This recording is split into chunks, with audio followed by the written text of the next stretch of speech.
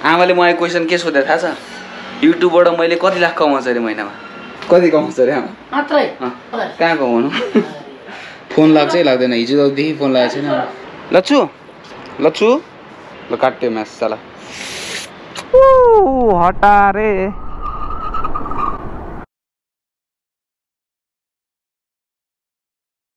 Good morning guys, good morning.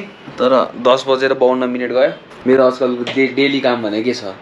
ठ्याक्कै यहाँ laptop हुन्छ, ल्यापटपमा राख्यो, प्रोजेक्टर लायो, मुभी हेऱ्यो, टाइम पास यत्तिकै हुन्छ है। पर्दाबाट कर्टनबाट छिर्छ भनेर कर्टनमाथि अर्को तपाईँको तन्नाहरू हालेर मेरो हल बनाएको छु यस्तो सानो चुटुक्क परेको।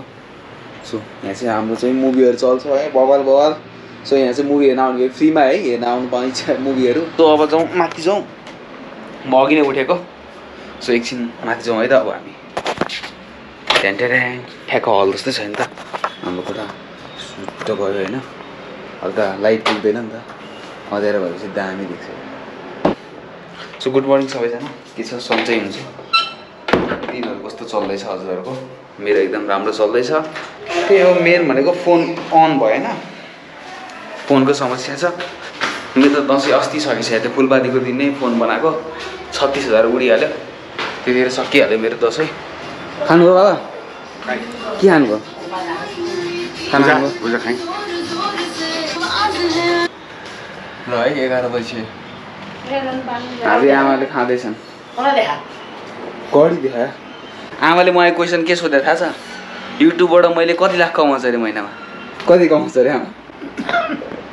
5 लाख भन्दैन तँ के सुबेडीले 5 लाख कमाउँछ अरे भन्दा के? तँ कुबेर सुबेडी उसको भिडियो हेरेर भजनको पुरानको। अब पुरानो भनेको 2-3 घन्टाको भिडियो हाले हुन्छ अनि सबले एउटै बजाइदियो सुनिरहने। हाम्रो त हेरिरहनुपर्छ, त्यस्तो हुँदैन। मैले 4 महिनामा 12,000 कमाउँछु मात्रै। महिना 12,000 कमाउँछ? कहाँ कमाउनु? आमालाई ट्रुथ भनिदिए। आमाले त कति लाख कमाउँछ यसले भनेर होइन सोध्नु भइछ। म एकछिन आफै झिल परेँ म एकछिन है। गुड मर्निङ भेटी भेट हानेर है। यसको मान्छेभन्दा ठुलो घन्टी हालेछ यसले। खै देखायो घन्टी देखायो। ए हाम्रो गुड्डीको घन्टी बज्यो। स्कुल छुट्टी भयो। दामी दिन है हिजो। मैले यस्तो सराबे थिएँ, काम लाग्दिन हो आज त। ओ त्यहाँ बाज उडिरहेछ एउटा। सो माथि जाउँ।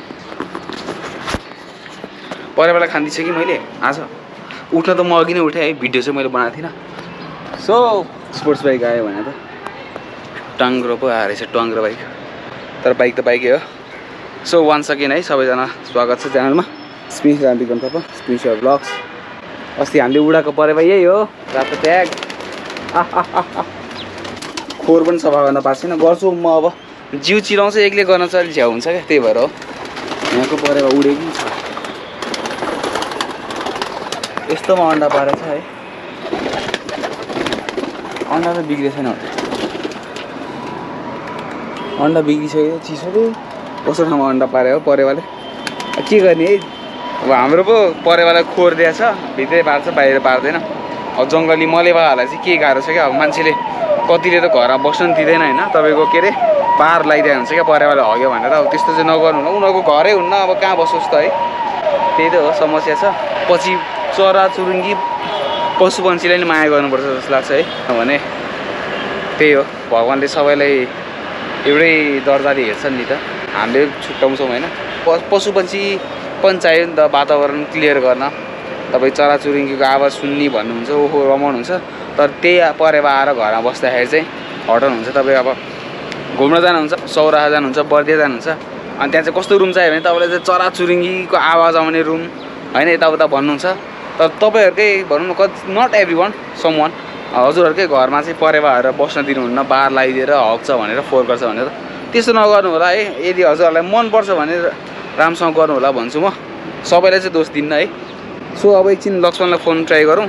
फोन लागेको छैन, म त्यही माथि मेरो फोन अफ भएर मैले गराउनु भएको छैन। हिजो राति 2 अन गरेको थिएँ मेरो फोन, ट्राई गरेको लागेन।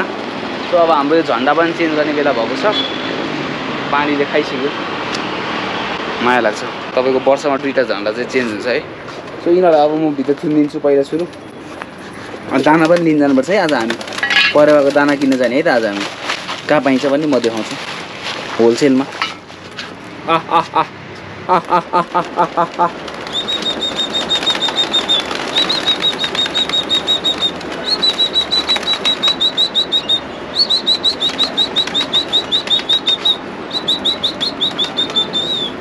यसरी चाहिँ हाम्रो सबै परेवाहरू भित्र छिरे होइन त? छिरिसके सबै, एउटा पनि देख्दिनँ त मैले बाहिर। अब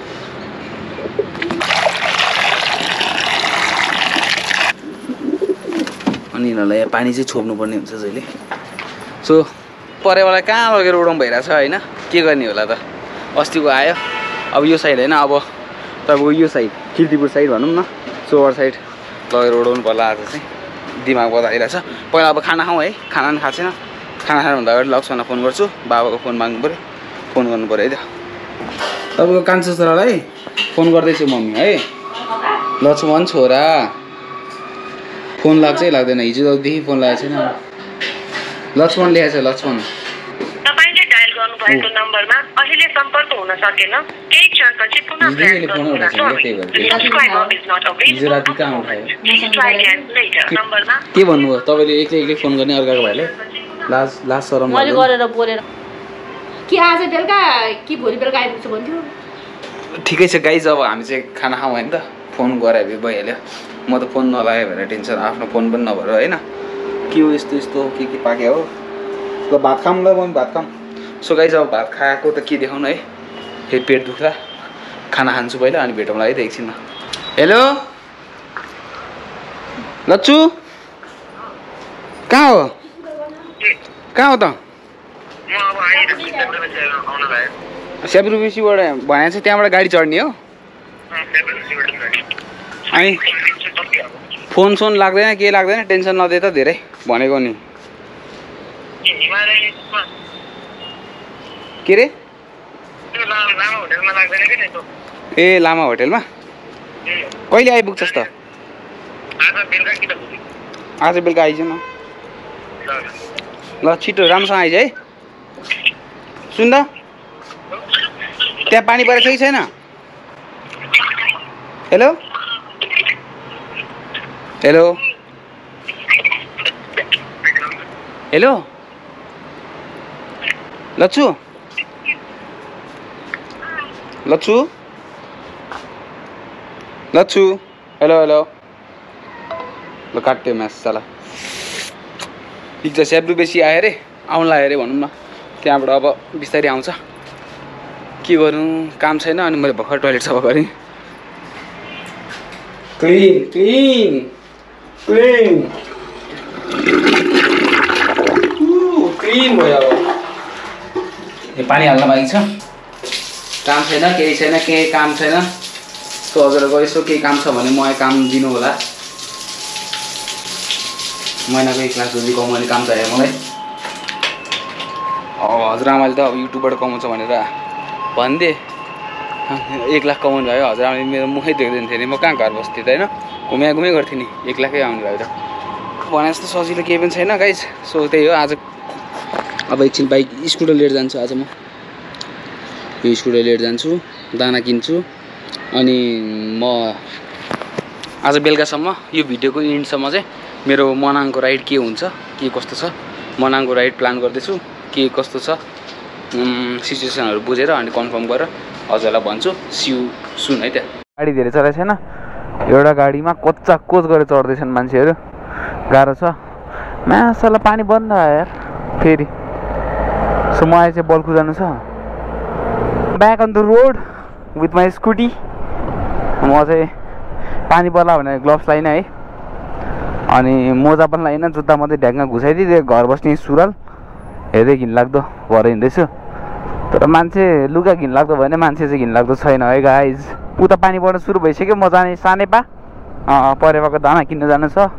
चेकिङ पनि सुरु भइसकेको छ दसैँमा। तपाईँको स्पिड चेकिङ यताबाट माथिबाट रकेट जानलाई चाहिँ समय हाल्छ। सो स्पोर्ट्स बाइकहरू कोहीहरू कलङ्कीहरू आउँदै हुन्छ नि, ऊ त्यहाँ हेर्नु है कस्तो मजाले समाउँछ। सो यहाँ यो कलङ्कीको अन्डरपास कुदाउने ठाउँ भनेर आउनुहुन्छ आवाजको लागि। तर अलिकति होसियार भएर आइदिनु होला दाजुभाइहरू सबैजना। अन्त कहिलेकाहीँ दिदीबहिनीहरू पनि हुन्छ स्पोर्ट्स बाइक चलाउने, अन्डर एस्टिमेट गर्न मिल्दैन। यहाँनिर चाहिँ ट्याक्कै समाउँछ स्पिड यताबाट माथिबाट आएर। सो हाम्रो चाहिँ देखाएको छैन नि होइन, एनसी सबको समय हो। हाम्रो मनाङ जाने भन्ने प्लान भइरहेको थियो। क्रसफायर सोरुमको राइड हुँदैछ मनाङको, अनि only Crossfire rider can join है बनाइबेर बाइक भएको बेला जाउँ भनेको थिएँ। फेरि गोजीमा दाम पनि छैन गाइज है। मेरो दसैँ अस्ति हिँडिहाल्यो। मैले भन्नुको रिजन चाहिँ के हो भने अब फोन नहुने, अनि फोन बनाउँदाखेरि मेरो 36-37,000 चाहिँ मैले फोनमा खर्च गरेँ नि त। भएको रिजनले मसँग चाहिँ अहिले गोजीमा क्यासै छैन, खासै एकदम भुक्का लागिरहेछ।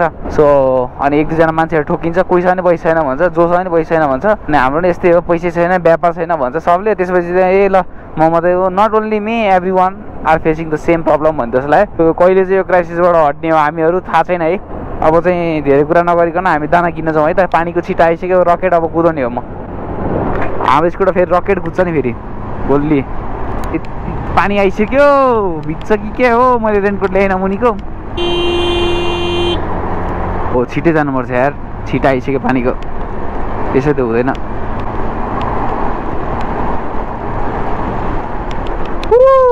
हटारे आमामामा, यो ट्याक्सीले च्याप्दिएर क्या। ब्रेकिङ चाहिँ कडा लाग्दो रहेछ स्कुटरको, तर बाइक जस्तो नहुने क्या, त्यो गियर ब्रेकिङहरू नहुने। कहाँ रोकेर बस्या हो यो अङ्कलजी भइरह क्या। सो यहाँबाट हामी लेफ्ट लाग्छौँ है त। आउनु त आइयो, दाना पसल चाहिँ खुल्ला हुन्छ कि हुन्न भन्ने पिर लाग्यो क्या मलाई। अब टिकाको आज तेस्रो दिन हो गाइज, तेस्रो दिन। सो हाम्रो मनाङको ट्रिप चाहिँ अहिले पोस्टपोन भएको छ, छिटै जानुपर्छ मनाङ। पैसा चाहिँ मिलाउँदैछु म, पैसा त छैन, त्यही जान र मन छ है। बन्द छ जस्तो दाना किन्ने ठाउँ त। कुकुर आयो ला, टुक्दैन होला यसले। पप्पी आऊ,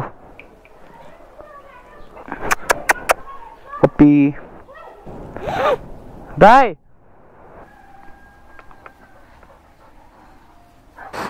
दाना किनिसकेँ मैले।